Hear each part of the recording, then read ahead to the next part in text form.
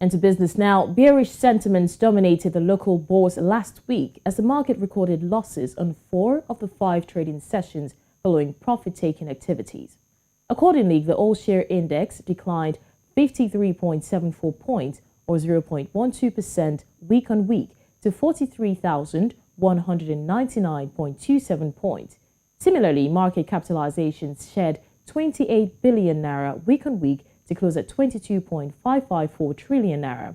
According to data from the Nigerian Exchange Limited, the banking index lost 0.79%, followed by the insurance sector with a 0.66% loss, the consumer goods counter with a decline of 0.57%, the energy space with a 0.23% depreciation, and the industrial goods sector with a marginal 0.01% fall.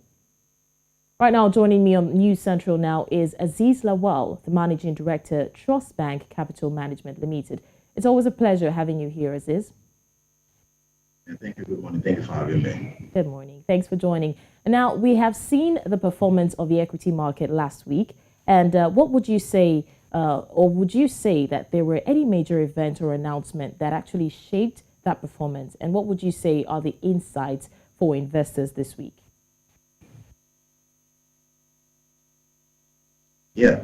I mean, major events, not really. The bearish performance we saw last week was not driven by major events or kind of negative announcements. Rather, what we saw was more of a reversal of gains made in previous weeks, largely driven by the activities of our profit takers. As for insights, I mean, again, we will recommend GTB like we did last week. GTB at current price of around 25.4 thereabouts is a very good bargain for investors who are willing to hold the stock for a long period. I mean, our recommendation is good by the company's last 9 months of performance. I mean, which shows that the company's asset quality is very, very decent. And the impairment charge was down by over 40%. We brought the 9-month annualized cost of risk to about 0.4%, compared to 1.2% in the reported in 2020. And also the NPL ratio is about 5.9%. That makes what's it called? The price of the stock at 25.4 presently is a very decent bargain for investors willing to stay long. Yeah, thank you.